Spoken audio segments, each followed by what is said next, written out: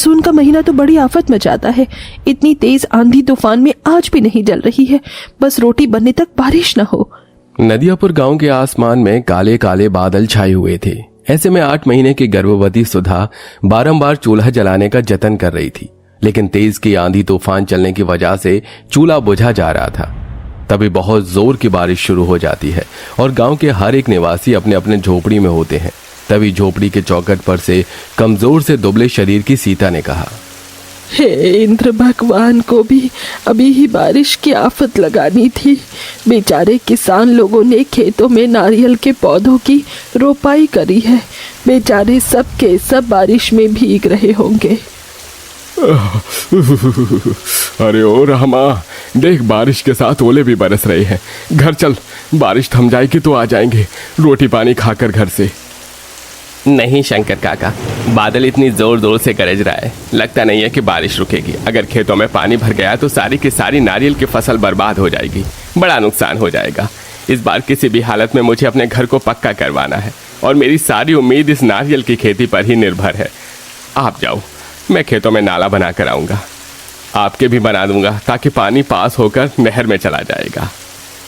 जिस प्रकार सुनार के लिए उसका सोने का व्यापार होता है, उसी तरह गरीब किसान के लिए उसकी मिट्टी, खेत और फसल होती है।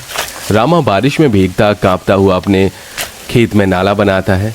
फिर शंकर के खेत में नदियापुर गांव के निवासी बहुत गरीबी में जिंदगी गुजार रहे थे।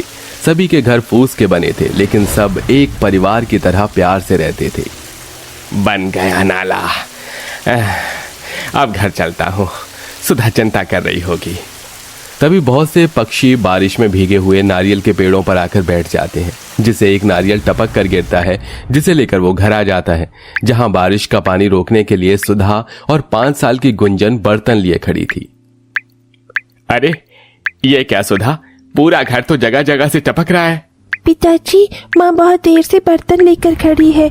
मैंने कहा भी आप आराम कर लो, आपके पेट में बाबू है, ये सारा पानी मैं निकाल दूंगी बाहर। ये सुनकर गरीबी में जूझ रहा रामा की आंखों में आंसू भर आए और नम आंखों से वो बेटी के सिर को सहलाकर बोला, मेरी सयानी सी बिटिया, रुक जाओ, मैं छत पर ये बड़ी वाली पन्नी डाल देता हूँ, फिर छत नहीं टपकेगी। लेकिन संभल कर जी, छत एकदम कच्ची हो गई है।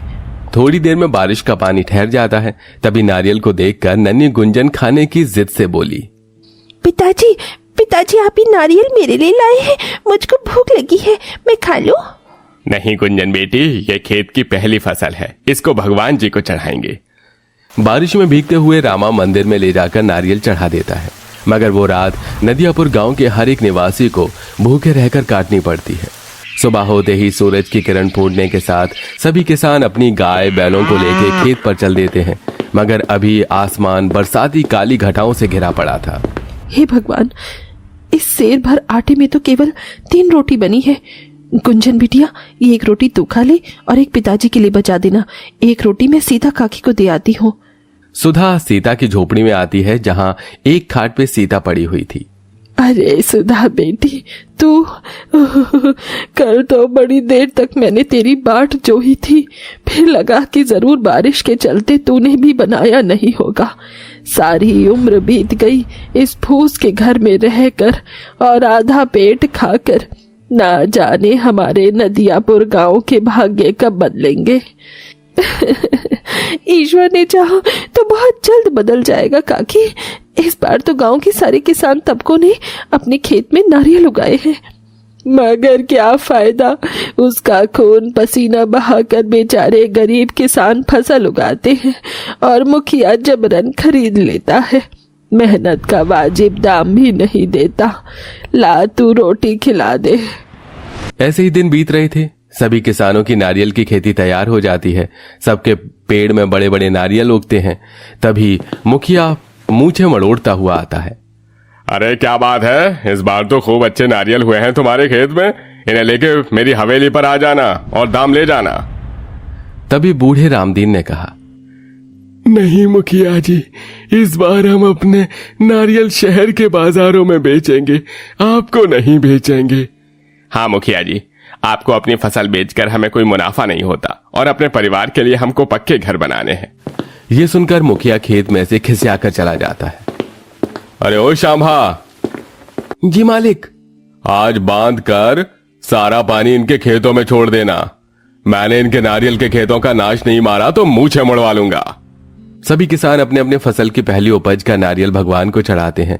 उसी रात मुखिया का आदमी पूरे बांध का पानी बहा देता है और ऐसे में बारिश का कहर भी पूरे गांव पर टूट पड़ता है। उस दिन शंकर और पार्वती की बेटी रज्जो का लगन भी था और आंधी तूफान कई घरों को तबाह कर देता है। हे राम, ये इंद्रदेव कैसा उत्पात मचा रहे हैं हमारे गांव पर। रज्जो निकल बेटी, पूरा गांव बाढ़ के चपेटे में आ गया है। बाबा जल्दी करो। अरे तेरा जोड़ा तो ले लेने दे बेटी। सब कुछ बाढ़ में डूबने लगता है। अजी बहुत पीड़ा हो रही है। अरे हिम्मत कर सुधा, बस किसी तरह हमें मंदिर तक पहुंचना है। गुंजन बेटी, तू कंधे पर आ जा। पूरा गांव मंदिर में इकट्ठा हो जाता है। सब कुछ तबाह हो चुका था।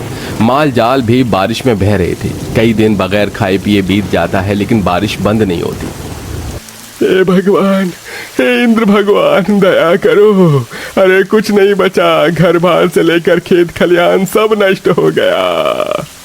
धीरज रखिए काका, सब ठीक कर देंगे भगवान। ये सुनकर गरीबी से हारा हुआ बूढ़ा रामदीन बिलखते हुए बोला, अरे भगवान होता तो ये तबाही आती क्या रामा। हम गरीबों के लिए कोई चमत्कार नहीं होने वाला। हमें तो अपनी हड्डियां गलाकर ही कमाना खाना है। अरे कभी ये मुखिया हमारा हक नोच नोच कर खाते हैं तो कभी भगवान हम किसानों को बारिश की मार मारता है। कई दिनों तक बारिश के कहर में भूखे रहने की वजह से सबके चेहरे एकदम मुरझा से गए थे।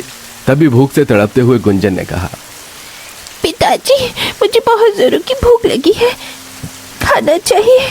पेट में दर्द हो रहा है, 3 दिन से कुछ नहीं खाया।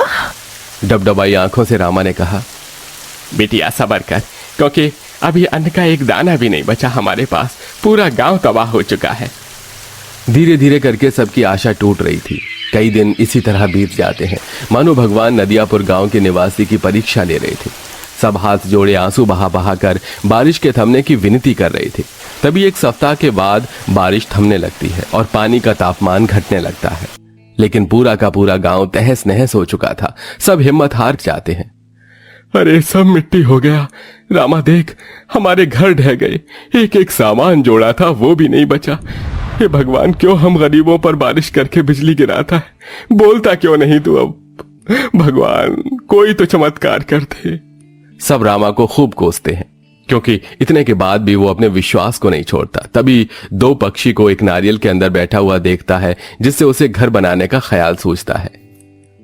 काका वो देखिए, वो आकाश के पक्षी न तो हमारी तरह बोलते हैं और न दिखते हैं, फिर भी ईश्वर ने उन्हें सुरक्षित रखा है और उनका पेट भर रहा है। जब ये नारियल के अंदर अपना बसेरा बना सकते हैं तो क्या हम लोग इन नारियल से अपना गांव नहीं बना सकते?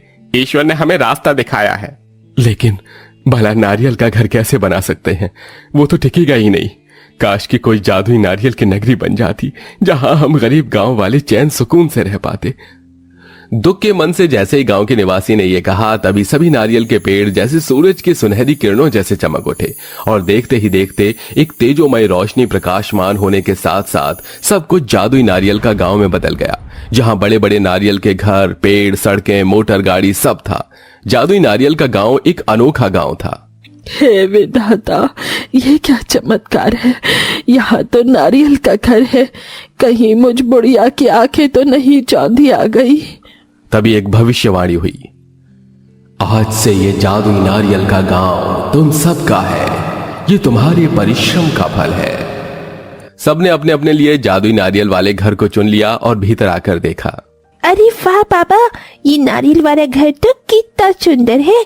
इसकी दीवारें तो हमारे कच्चे फूस वाले घर से कितनी मजबूत है। तभी दीवार से मुस्कुराने की आवाज आई, प्यारी समझ गई? अरे बाप रे बाप, पापा पापा, इन दीवारों की तो कान है। क्योंकि ये जादुई नारियल गांव है।